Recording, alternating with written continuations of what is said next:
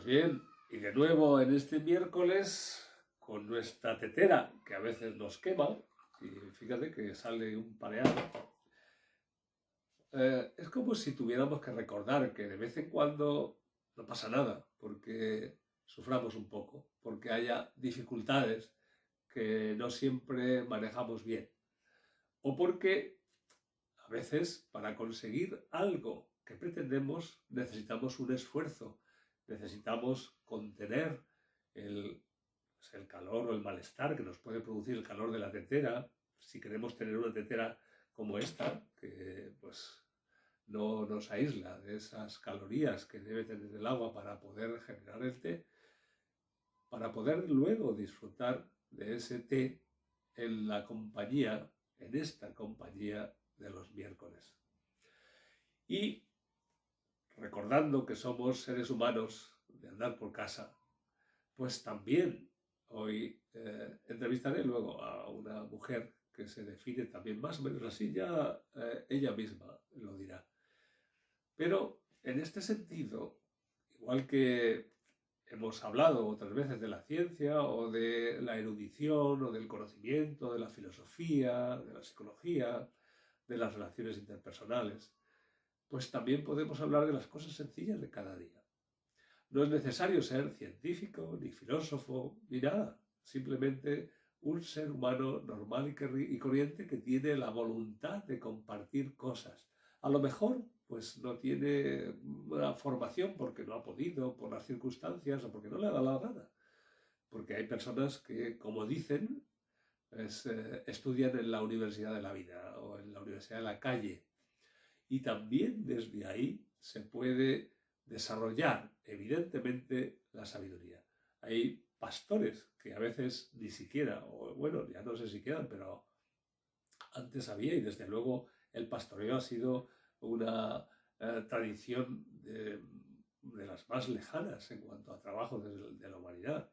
Pues había pastores que simplemente en ese contacto con las ovejas, de caminar por el bosque, desarrollaban una filosofía natural. Y eso ya tenemos constancia desde los tiempos de la filosofía clásica en Grecia, de esos tiempos del siglo V, IV antes de Cristo, cuando estaban los grandes filósofos, y antes de ellos también habían surgido estos pastores de las montañas que les hacían reflexionar en algunos momentos. Pues aquí también, incluso Borges también escribió un cuento con su peculiar crítica, en que un caminante se encuentra con un pastor de la montaña y le pregunta, pues porque no sabía nada de lo que ocurría por el mundo, le pregunta que qué pasaba por los políticos. Y Borges, bueno, el protagonista de Borges, se queda pensando un tiempo para responder al pastor y le dice, los políticos. Los políticos terminaron dejando sus escaños y sus actividades y dedicándose al circo porque ya nadie les hacía caso. Bien, yo no quiero meterme con los políticos, evidentemente, pero esta es una referencia a un cuento de Borges, este escritor argentino.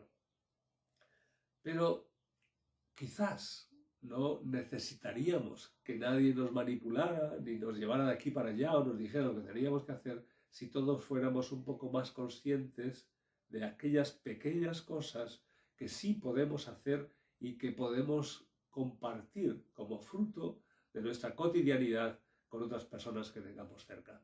Yo apuesto por eso, apuesto por esa sencillez de compartir lo que sabemos, de ir desarrollando nuestro corazón en la voluntad de compartir, de querer ayudar o de pues simplemente pasar un buen rato juntos sin luego echarnos en cara nada, sino simplemente y quizás utópicamente pues compartir aquello que tenemos de humano en las sencillas cosas.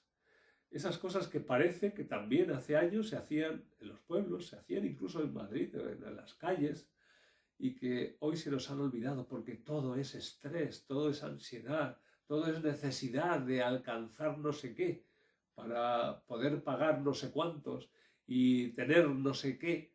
En fin, a lo mejor habría que recuperar una mesa de esas camillas donde se ponía abajo el brasero para calentarse los pies en los días de invierno y donde charlábamos tomando un té o un café con las personas de nuestra familia o los vecinos o las vecinas, sin más. Y que a lo mejor de esas conversaciones no quedan grandes cosas, ni por supuesto grandes libros, pero sí queda a veces el aroma de una sonrisa de ternura que en aquel momento compartimos y que aunque quedara archivada en nuestra memoria, cuando rescatamos ese archivo y nos acordamos de esos momentos entrañables, nos hace sentir que todavía hay algo por lo que merece la pena vivir. Pues por eso apuesto por esas cosas por las que sigue mereciendo la pena vivir, por las que no hace falta pagar, por las que no hace falta demostrar nada ni tener grandes títulos y que solo consiste en compartir como seres humanos sencillos, humildes, aquello que de nuestro corazón brota pensando en la sonrisa en el futuro, en la sonrisa compartida, en estar sintiendo que hay otro ser humano ahí con quien puedes compartir una tarde de serenidad. Pues desde esa tarde de serenidad o desde ese día de serenidad, de esa mañana, las mañanas no sé si serán muy serenas ahora, pero desde esos momentos de serenidad, cuando espero que los encuentres en algún rato, pues desde esos momentos en los que puedas pararte a tomar un té, te invito a compartir esa utopía de humanidad. Hasta pronto.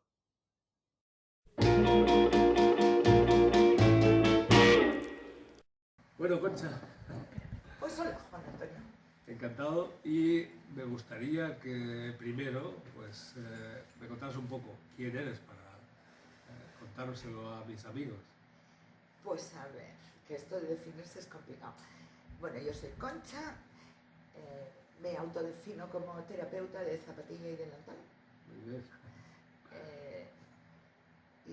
Me especialicé en perfiles de personalidad y entonces me formé fuera en Enneagrama, en todas las escuelas que hay. Y no sé qué más decirte. Y soy normalita, vamos, de andar por casa, no sé cómo explicarlos. Eso te coloca la etiqueta de más o menos, ¿no? A qué te dedicas, cuál es tu rol, pero ¿por qué? Porque normalmente yo pienso que cuando alguien se convierte en terapeuta tiene una historia detrás, algo te lleva ahí. ¿Qué es lo que te llevó ahí? Pues a ver, yo creo que originalmente siempre he querido entender el mundo. Entonces, siempre me ha parecido que había muchas contradicciones entre lo que me intentaban inculcar y lo que luego yo veía que hacían. Esto primero me llevó a la enseñanza. Yo estudié magisterio y geografía e historia y estuve 16 años de tutora en adolescentes. Y ahí me enseñaron muchísimo. Porque allí sí era muy importante la congruencia, es decir, no podías educar con lo que decías, sino con quién eras. Eso, un aspecto de la vida. Otro aspecto de la vida, el haber tenido una hija con una malformación congénita, me hizo transitar muchos hospitales con el dolor infantil, el dolor de los padres, porque se mueren los niños. Siempre a lo largo de mi vida, ¿por qué, no? Claro. Entonces, luego pasé a la época del para qué todo esto. Y luego yo creo que acabé en el cómo vivo, más que yo diría. Y luego mi hijo un día me dijo, mamá, es que yo no sé si confirmarme o no. Y le dije, pues yo tampoco. Y entonces estudié ciencias religiosas para aclararme. Y esa ha sido un poco la historia de mi vida. Entonces, cuando llegué a los 40 años, que fue cuando murió mi hija Arantxa, yo dejé el trabajo y volví a la universidad. Y es cuando me hice psicoterapeuta. Porque no sé por qué. O sea, fue algo que fue viniendo. Yo no sé hasta qué punto he liderado yo mi vida o me he dejado acompañar por la vida, ¿no? Bueno, o quizás has estado en diálogo con la vida, Eso es. con tus vivencias. Sí, Has estado dando respuestas a lo que estabas viviendo, ¿no? Que me parece que es lo que hacemos todos de alguna manera. Unas veces conscientemente y otras veces no. sí. Pero yo creo que es en eso en lo que nos podemos identificar. Y a mí me parece que tu caso también puede ser interesante como guía para algunas personas que no se hayan dado cuenta aún, que estamos constantemente dialogando con la vida. Continuamente. Y la vida cada vez te habla más alto, más claro y más dulce. Yo creo que al principio, yo una de las cosas que le decía a mi amiga María, digo, yo pido luz, pero por favor que no me den con la antorcha en la cabeza, porque a veces como que no te das cuenta, te lo están poniendo alto y claro y hasta que no lo ves. Y eso yo creo que es un poco eso de para adelante, para atrás, hacia un lado, ir experimentando sin tenerle miedo a equivocarte. Claro, claro. Y aprendiendo fundamentalmente a reírte. Quiero decir, yo creo que si eres capaz de mirarte con un punto de humor, aparte de que aprendes más, sufres menos. Claro. Las cosas doler duelen, pero es otra cosa. Y eso hago. Entonces, lo que se me da bien es vincular grupos. No sé por qué ni cómo, tampoco me importa, ¿eh? Bueno, a veces no es necesario saber por qué hacemos las cosas sino hacerlas. Porque cada uno de nosotros, quizás también en esta familia humana o en este ecosistema humano, tenemos nuestra peculiaridad, seamos conscientes o no. Una flor no tiene por qué ser consciente de su perfume, de su color, de su forma, pero es la flor que está ahí en el jardín y eso es lo que importa. Sí, yo creo que eso. Si me dicen cuál es la cualidad que te caracteriza, yo creo que soy mujer mesa camina. Es decir, creo que me gusta acoger, me gusta ser pista de aterrizaje, quiero decir, y también pista de despegue. Mira, yo en Tierra Santa íbamos con un grupo de padres del colegio y en la parada de Betania, que es la que más me ha quedado, la reflexión que hacía el que nos acompañaba decía, este era el lugar donde Jesús no era ni el Cristo ni el Mesías, sino el Hijo de la María, donde venía y solo era. Y entonces decía, reflexionar, ¿cuál es la Betania de vuestras vidas? Y ¿sois capaces de generar? Eso se me quedó, pues es que el nombre de Betania es como muy sublime, me suena más Casa Concha, pero esa mentalidad, esa sensación de que todo lo humano es te mío. toca, claro. Y que esa resonamos, sí. Y en los tiempos que estamos viviendo ahora, ¿consideras que hay algo de peculiar en estos tiempos y algo que necesitamos especialmente tener en cuenta ahora, en lo que estamos viviendo ahora? Yo creo que es muy importante encontrar hogar en el corazón. Creo que es lo que creo que está avanzando la inteligencia artificial, está avanzando muchísimas cosas, pero la comprensión, la compasión y el respeto, me parece que como dejemos atrás eso, claro. Eso también, yo coincido contigo en que esos son para mí los elementos esenciales del ser humano. Exacto. Lo que no nos va a permitir que nos confundamos con la inteligencia artificial.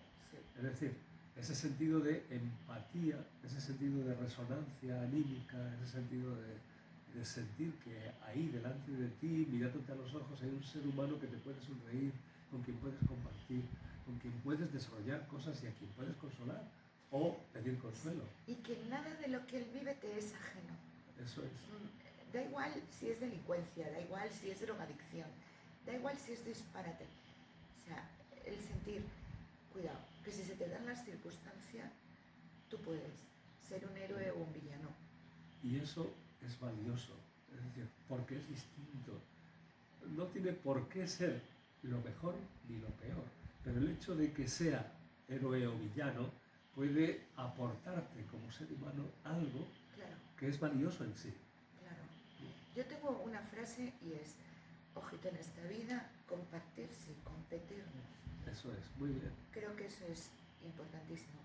Cuando eres capaz de abrirte al otro es multiplicativo. O sea, las frases de nuestro amigo Mario, hay que sumar y a ser posible multiplicar, no restar, ¿no? Creo que eso es muy importante. A mí es lo que más me gusta, ¿no? Y es con lo que yo me siento en paz. Muy bien. Más o menos. Pues muchas gracias, Concha. Uy, las que tú tienes. Ahí seguimos avanzando en este palpitar humano porque creo que es lo que ahora nos corresponde. Sí, muy cierto.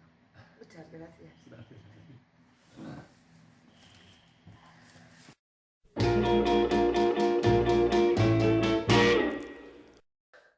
Bien, y en relación con los libros, pues quiero traer hoy a colación regresiones. Hay personas que lo ven bien, que lo ven mal, que les asusta. Yo aquí en este libro lo que presento es una serie de experiencias que han ido ocurriendo durante el tiempo, que a mí mismo me sorprendieron y que cuando yo empecé con estas cosas, casi por casualidad, no me esperaba que podían ocurrir. Pero están ahí y nos hacen reflexionar sobre la vida, sobre lo que puede que sea, aparte de lo que pensamos que debe ser, lo que puede que sea, porque en nuestro interior cuando alguien mira hacia atrás, es decir, regresa en su memoria, a veces se lleva sorpresas. Este libro lo estuve presentando hace tiempo en Miami, en un programa importante, donde había 2 productores. A uno de ellos le encantaba el tema, que fue el que me invitó y que incluso pues me hizo hacer un examen escrito y una prueba en cámara antes de salir al programa. Y al otro, desde el principio, pues le pareció que esto no podía ir con él. Los 2 eran mexicanos, pero este segundo parece que era un mexicano más creyente. Y él me dijo, es que para mí este tema de las regresiones es contrario a la religión. Y bueno, pues me pareció bien, ¿no? Es respetable. Yo no relacionaría las regresiones con la religión, pero cada uno es libre de hacerlo. Sin embargo, este segundo productor, que no estaba de acuerdo o le parecía esotérico o le parecía raro el tema, cuando ya estaba en el camerino, el día en que íbamos a presentar en directo en el programa el libro, pues entonces vino al camerino así como en secreto, no había nadie más en ese momento, y me dijo, pero que conste que yo me he visto a mí mismo como si estuviera en otra vida vestido de espadachín. ¿Esto qué quiere decir? Que existe la reencarnación en contra de las creencias cristianas, que eso es fantasía, que es una locura. Pues no lo sé, no sé qué quiere decir, pero lo que sí está claro es que muchas personas, lo busquen o no, tienen experiencias de ese tipo. Para mí, aunque en una regresión inducida una persona se vea en otra época con mucha claridad, muriendo o haciendo lo que sea, eso no es prueba de reencarnación. Por lo tanto, no tiene por qué haber ningún problema en este aspecto. Eso simplemente es prueba de que su mente está elaborando una serie de contenidos, normalmente vivenciales, y les da esa forma por alguna razón, para poder comunicar algo desde lo más profundo de esa otra parte de nuestra mente y que seguramente pues la parte más consciente debería conocer. Esa es una posible explicación. Yo cuando hago regresiones, y como aquí explico, no lo hago para demostrar que la gente haya vivido en otro tiempo garantizando nada. Lo que sí hago es ayudar a que las personas que tienen algún material de su pasado, evidentemente, bloqueado por alguna razón y que ni siquiera pueden examinar de forma consciente y que tienen que reelaborarlo de forma metafórica, de forma alegórica, en otro tiempo, en otro espacio, con la forma que necesiten, yo entiendo que eso es algo digno, que merece la pena tratarse y sobre todo ayudar a través de ese código, a través de esa estructura metafórica que la mente de esa persona elige en ese momento, ayudarles a que resuelvan el conflicto, a veces sin identificar la realidad objetiva que lo causó, respetando la intimidad anímica o mental de esa persona. Así es como yo planteo estas regresiones. Y después también, pues sí, es sorprendente que a veces aparezcan circunstancias o otros tiempos. Es sorprendente. Y eso debería llevarnos a preguntarnos por qué es la humanidad, qué sentido tiene, cómo son esos otros posibles mundos y por qué están ahí. ¿Por qué están ahí? ¿Creamos en ellos o no? ¿Por qué somos capaces de elaborar metáforas en otro tiempo y en otro espacio, disfrazándonos de lo que sea, para decir qué? Bien, es una incógnita que dejo ahí, como también en el libro, cuando yo planteo las distintas experiencias que tuve con distintas personas, pues ahí dejo para que cada cual piense lo que considere más oportuno y, por supuesto, respetando cualquier tipo de creencias.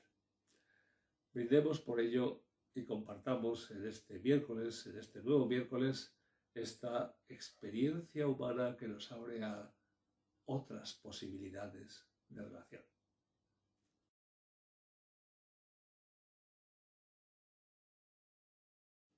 Pues bien, y en el apartado de libros, creo que ya va siendo hora de hablar del método Benedí, porque en todos los encuentros que hemos tenido, aquí aparece el método Benedí, y mucha gente se preguntará, ¿y qué es eso del método Benedí? Yo aquí pues puse en un diseño del logotipo una sugerencia de integración y coherencia en valores con abordaje transpersonal y sistémico. Eso a través de esta peculiar espiral que está diseñada desde la referencia del número áureo, de la proporción áurea, pues daría lugar al método Benedí. ¿Y qué quiere decir eso? Bien, pues que se trata de ayudar a las personas de esta manera, de una manera abierta, afrontando la complejidad de las cosas que nos ocurren dentro en cuanto a sueños, deseos, necesidades, conflictos, incompatibilidades o contradicciones que podamos tener para poder desde ahí, desde eso, que a veces es muy complicado observar racionalmente, poder desarrollar una respuesta que nos ayude a dar un paso más en nuestra vida. Es decir, no abundar ni tratar de comprender los problemas que tengamos, sino ayudar a que a través de una metodología adecuada que permite codificar estructuras emocionales a través de metáforas y convertirlas en un lenguaje operativo, podamos transformar y liberar aquellas situaciones de conflicto que están en nuestro interior. Bien, pues esto es lo que yo planteo a través de la formación en el método Benedí. Cómo, desde los preliminares, cómo abordar esa visión compleja, cómo podemos desarrollar una metodología, desde qué fuentes, en qué tradición podemos asentarlo en tradición en cuanto a desarrollo de conocimiento, de búsqueda de conocimiento a lo largo de la historia, se asienta todo esto y por qué hago esta propuesta como una metodología que trate de resolver situaciones de conflicto o problemáticas que a través de otros procedimientos han ido apareciendo, y eso es lo que me he ido encontrando con mi experiencia. Por eso es por lo que me propuse pues diseñar esto y ofrecer esta formación de la que ya algunas personas han participado y les ha gustado. Esto sería algo complementario con otro tipo de formaciones, no es incompatible con nada. Simplemente es una forma de incorporar en esa complejidad que hoy en día nos lleva a la visión del ser humano, ya no podemos ver esa visión simplista que teníamos hace tiempo, basada quizás en prejuicios o creencias. La visión del ser humano hoy en nuestra realidad actual es muy, muy compleja y por eso necesitamos estructuras metodológicas complejas para abordarla. Esta es la propuesta del método Benedict y la formación en el método Benedict tiene ese objetivo: cómo hacer operativa esa complejidad para dar resultados favorables que ayuden a personas, a seres humanos concretos, a quienes lo necesitan en un momento determinado. Bien, pues ahí queda. Ya sabéis que en la página de www.metodobenedict.com podéis ver estos cursos y quien sienta que quiere emprender una de estas formaciones, pues no tiene más que comunicarlo, hablaremos de las condiciones y pues colaboraremos en este proceso de cooperación para seguir formándonos y descubriendo ese gran misterio que todavía sigue siendo nuestra peculiaridad de ser seres humanos. Hasta pronto.